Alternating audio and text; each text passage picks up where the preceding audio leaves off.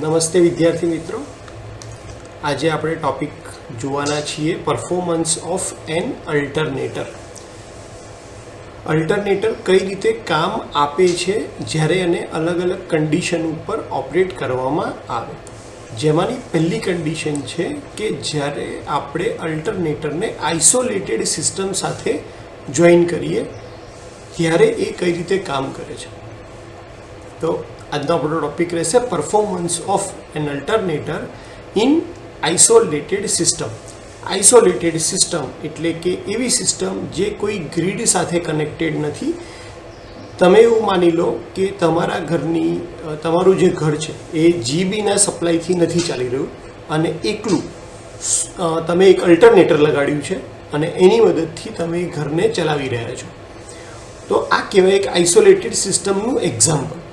એટલે કે બીજા કોઈ પણ ટાઈપના પાવર સપ્લાય સાથે એનું કોઈ કનેક્શન નથી. તમારા ઘરનો લોડ છે જે તમારા ઘરમાં નાખવામાં આવેલા અલ્ટરનેટર દ્વારા ચાલે છે.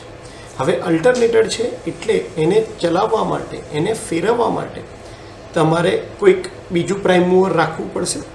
આપણે અલ્ટરનેટરને ચલાવવા માટે અહીંયા પાવર પ્લાન્ટનો આ એક્ઝામ્પલ લીધું છે અને એટલા માટે સ્ટીમ ઇનપુટ નામનું એક પેરામીટર આવશે. કારણ કે પાવર પ્લાન્ટની અંદર સ્ટીમની મદદથી ટર્બાઇન ફેરવવામાં આવે છે અને ટર્બાઇનની મદદથી તમારું જે અલ્ટરનેટર હોય છે એ ફરતું હોય છે. અને એટલા માટે આપણે બે પેરામીટરથી આપણું પરફોર્મન્સ ચેક કરશું અલ્ટરનેટરનું. શેમાં? આઇસોલેટેડ સિસ્ટમમાં જ્યારે એને કનેક્ટ કરવામાં આવે ત્યારે. પહેલું, effect of change in excitation. હવે અલ્ટરનેટર માટે એક્સાઇટેશન એટલે સમજી લો, આપણે અલ્ટરનેટરને રોટરની અંદર જે ડીસી સપ્લાય આપીએ છીએ એ આપણું મેઇન એક્સાઇટેશન છે. તમે અહીંયા ફિગરની અંદર જુઓ છો કે અહીંયાથી આપણે ડીસી સપ્લાય જે આપીએ છીએ આપણા સ્લીપ રિંગ દ્વારા આપણા રોટર વાઇન્ડિંગને, એની અંદર આપણે વધારો કે ઘટાડો કરીએ એને કહેવાય ચેન્જ ઇન એક્સાઇટેશન. તો એની ઇફેક્ટ શું થાય એ જોવાના છીએ.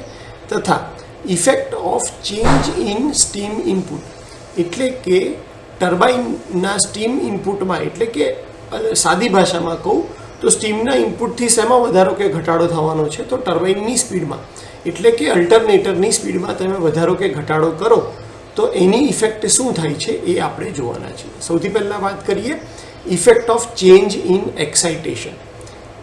એક્સાઇટેશનને ચેન્જ કરવાથી, એટલે કે જ્યારે પણ અલ્ટરનેટરને આઇસોલેટેડ સિસ્ટમમાં યુઝ કરવામાં આવીએ આપણે, ત્યારે જ્યારે તમે એનો સ્ટીમનો સપ્લાય કોન્સ્ટન્ટ રાખો છો, એટલે કે સ્પીડ કોન્સ્ટન્ટ રાખો છો અને અલ્ટરનેટરનો એક્સાઇટેશન ચેન્જ કરો છો, તો કયા પેરામીટરમાં ચેન્જ થશે? તો કે એના ઈએમએફમાં ચેન્જ થશે, એટલે કે વોલ્ટેજમાં ચેન્જ થશે. અને જો ઇન્ડ્યુસ વોલ્ટેજ ચેન્જ થશે તો એનો ટર્મિનલ વોલ્ટેજ પણ ચેન્જ થશે. સારી વસ્તુ એ છે કે તમારું જે મેગ્નેટિક ફિલ્ડ છે એ એક્સાઇટેશન પ્રમાણે વેરી થાય છે. એટલે કે તો જો તમે કરંટ વધારે આપશો તો મેગ્નેટિક ફિલ્ડ વધારે, તો ઈએમએફ વધારે પ્રોડ્યુસ થવાનો છે.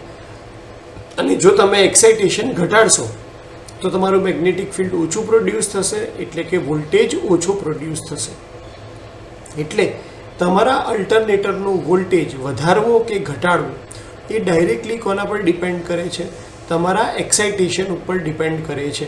એટલે આપણે જે ઘરની વાત કરી કે ઘરની અંદર જો મારું ઘર અલ્ટરનેટરથી ચાલતું હોય અને જો હું એ અલ્ટરનેટરનું એક્સાઇટેશન ચેન્જ કરું તો ઘરમાં મને જે વોલ્ટેજ મળે છે એમાં વધારો અથવા ઘટાડો થશે. જો હું એક્સાઇટેશન વધારીશ તો વોલ્ટેજ વધશે, એક્સાઇટેશન ઘટાડીશ તો વોલ્ટેજની વેલ્યુમાં ઘટાડો થશે. એવી જ રીતે effect of change in steam input, એટલે કે ટર્બાઇનથી તમે અલ્ટરનેટરને ફેરવો છો, એ ટર્બાઇનનો સ્ટીમ ઇનપુટ તમે ચેન્જ કરો તો શું થશે? એની સ્પીડમાં ચેન્જ થશે. અને સ્પીડમાં ચેન્જ થશે એટલે એની ફ્રીક્વન્સીમાં ચેન્જ થશે. કારણ કે ફ્રીક્વન્સી ટોટલી ડિપેન્ડ કરે છે એની રોટરની સ્પીડ ઉપર જે તમે સ્ટીમ દ્વારા આપો છો. એટલે જો તમે સ્ટીમનો ઇનપુટ ઓછો કરશો તો તમારી ફ્રીક્વન્સી ઓછી થશે અને જો તમે સ્ટીમનો ઇનપુટ વધારે આપો છો તો તમારી ફ્રીક્વન્સી વધશે. એટલે કે સ્ટીમના ઇનપુટના વધવા સાથે ફ્રીક્વન્સી વધશે, સ્ટીમના ઇનપુટના ઘટવા સાથે અલ્ટરનેટરની ફ્રીક્વન્સી જે છે એ ઘટશે. તો આવી રીતે અલ્ટરનેટરને જો તમે ઇન્ડિવિજ્યુઅલ વાપરો તો આ રીતે એનું પરફોર્મન્સ એ લોડ પ્રમાણે આપે છે. અને એટલા માટે આપણે કોઈ દિવસ અલ્ટરનેટરને એકલું યુઝ કરવાનું બને ત્યાં સુધી ટાળીએ છીએ. કેમ? કારણ કે આપણને જોઈએ છે કે આપણા જે વોલ્ટેજ અને જે ફ્રીક્વન્સી છે એ ચેન્જ થવા જોઈએ નહીં.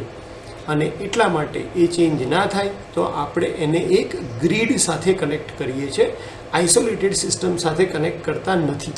આઇસોલેટેડ સિસ્ટમ સાથે કનેક્ટ કરવું હોય તો આપણે એ વસ્તુનું ખાસ ધ્યાન રાખવું પડશે કે એક વખત વોલ્ટેજ ફિક્સ કરી દીધા પછી એના એક્સાઇટેશનમાં કોઈ ચેન્જ ના થવો જોઈએ અને એના ટર્બાઇનના એટલે કે જે આપણે પ્રાઇમ મૂવર તરીકે જે પણ ડિવાઇસ યુઝ કરશું, પછી એ સ્ટીમ ટર્બાઇન હોય કે બીજું કોઈ રોટર હોય કે બીજી કોઈ મોટર હોય, તો એના સ્પીડમાં ચેન્જ થવો જોઈએ નહીં, જેથી કરીને રોટરની સ્પીડમાં ચેન્જ થાય નહીં.